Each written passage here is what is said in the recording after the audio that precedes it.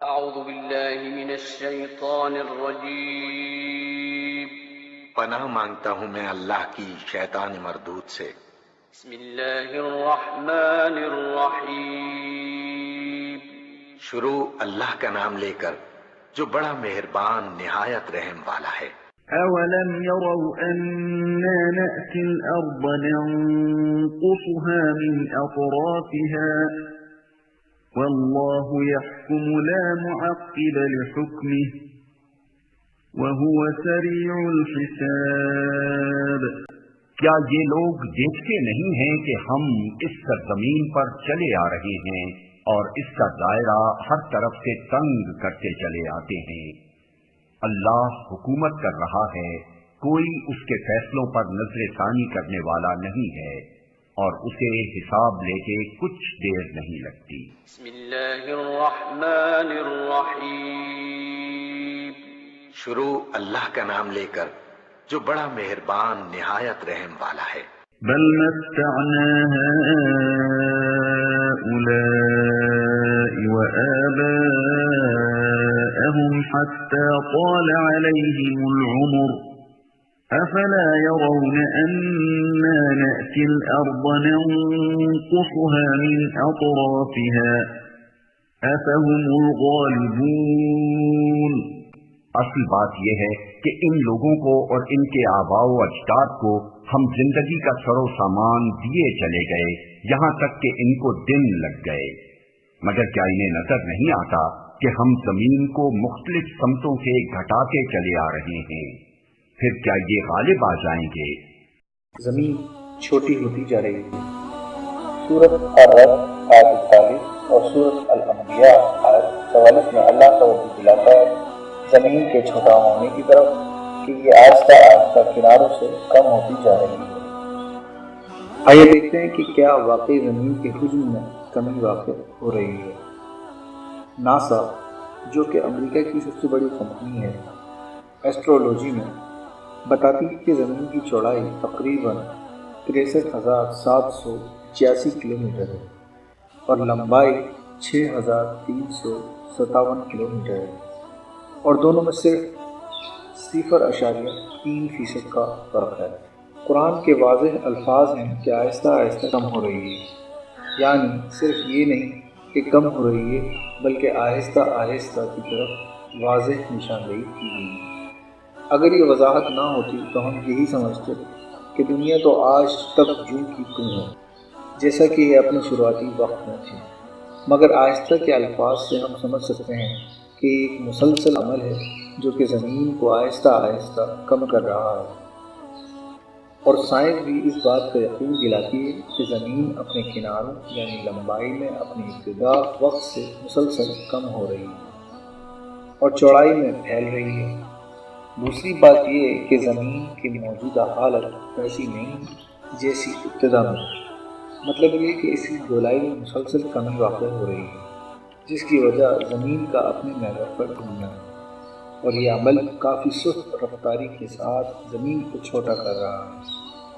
اس کے علاوہ سائنس کے ایک اور نظریے کے مطابق تمام سمندروں کا پانی بڑھ رہا ہے، جس کی وجہ منہنگ کے سائنسدان بتاتے ہیں کہ پول پر موجود برف کا تیزی سے پگھلنا ہے، اور یقینی بات ہے کہ جب پانی میں اضافہ ہو رہا ہے تو زمین میں کمی ہوتی جا رہی ہے، کیونکہ پہلے ہی زمین کے مقابلے میں پانی زیادہ ہے اور برف کے پگھلنے کی وجہ سے پانی ساحلوں کی طرف سے زمین پر پھیل رہا ہے، اور قرآن کا اشارہ کرنا کہ زمین کناروں سے کم ہوتی جا رہی ہے ایک سچائی ہے۔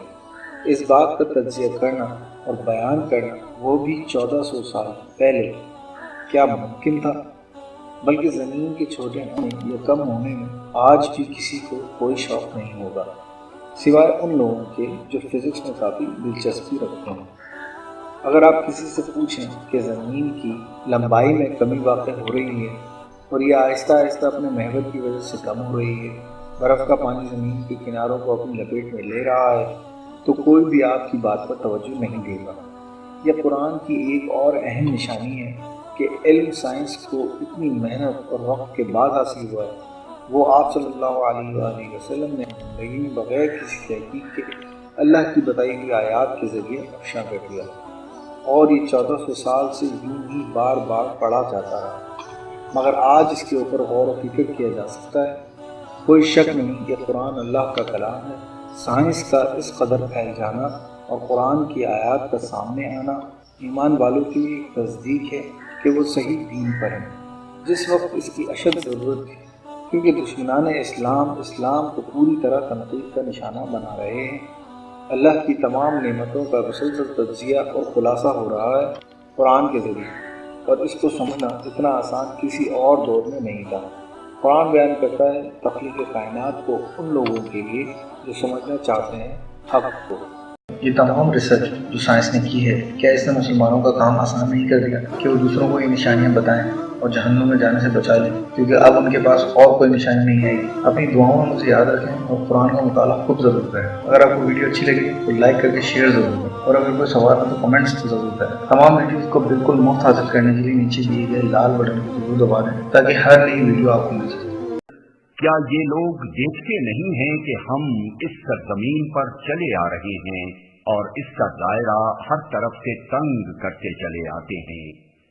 اللہ حکومت کر رہا ہے، کوئی اس کے فیصلوں پر نظر ثانی کرنے والا نہیں ہے، اور اسے حساب لے کے کچھ دیر نہیں لگتی۔ اس کا دائرہ ہر طرف سے تنگ کرتے چلے آتے ہیں۔ یعنی کیا تمہارے مخالفین کو نظر نہیں آ رہا ہے کہ اسلام کا اثر سرزمین عرب کے گوشے گوشے میں پھیلتا جا رہا ہے اور چاروں طرف سے ان پر حلقہ تنگ ہوتا چلا جاتا ہے؟ یہ ان کی شامت کے آثار نہیں ہے تو کیا ہے؟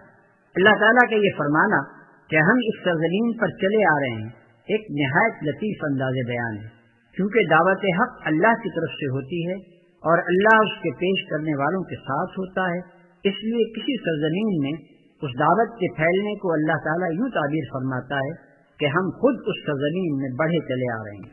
اصل بات یہ ہے کہ ان لوگوں کو اور ان کے آباء و اجداد کو ہم زندگی کا سر و سامان دیے چلے گئے، یہاں تک کہ ان کو دن لگ گئے، مگر کیا انہیں نظر نہیں آتا کہ ہم زمین کو مختلف سمتوں سے گھٹاتے چلے آ رہے ہیں؟ پھر کیا یہ غالب آ جائیں گے؟ دن لگ گئے، یعنی ہماری اس مہربانی اور پرورش سے یہ سراسہمی میں پڑ گئے ہیں کہ یہ سب کچھ ان کا کوئی ذاتی استحقاق ہے جس کا چھیننے والا کوئی نہیں۔ اپنی خوشحالیوں اور سرداریوں کو یہ لازوال سمجھنے لگے ہیں اور ایسے سرمست ہو گئے ہیں کہ انہیں کبھی یہ خیال تک نہیں آتا کہ اوپر کوئی خدا بھی ہے جو ان کی قسمتیں بنانے اور بگاڑنے کی قدرت رکھتا ہے۔ گھٹاتے چلے آ رہے ہیں۔ یہ مضمون اس سے پہلے سورہ رعد آیت 41 میں گزر چکا ہے اور وہاں ہم اس کی تشریح بھی کر چکے ہیں۔ یہاں اس سیاق و سباق میں یہ ایک اور معنی بھی دے رہا ہے، وہ یہ کہ زمین میں ہر طرف ایک غالب طاقت کی کارفرمائی کے یہ آثار نظر آتے ہیں کہ اچانک کبھی قحط کی شکل میں، کبھی وبا کی شکل میں، کبھی سیلاب کی شکل میں، کبھی زلزلے کی شکل میں، کبھی سردی یا گرمی کی شکل میں، اور کبھی کسی اور شکل میں کوئی بلا ایسی آ جاتی ہے جو انسان کے سب کیے دھرے پر پانی پھیر دیتی ہے۔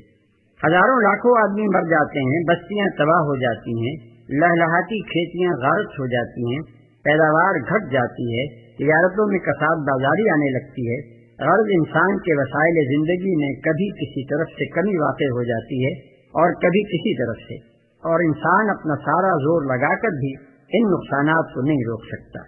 کیا یہ غالب آ جائیں گے؟ یعنی جبکہ ان کے تمام وسائل زندگی ہمارے ہاتھ میں ہیں، جس چیز کو چاہیں گھٹا دیں اور جسے چاہیں روک لیں، تو کیا یہ اتنا بلبوتا رکھتے ہیں کہ ہمارے مقابلے میں غالب آ جائیں اور ہماری پکڑ سے بچ نکلیں؟ کیا یہ آثار ان کو یہی اطمینان دلا رہے ہیں کہ تمہاری طاقت لازوال اور تمہارا عیش غیر فانی ہے اور کوئی تمہیں پکڑنے والا نہیں ہے؟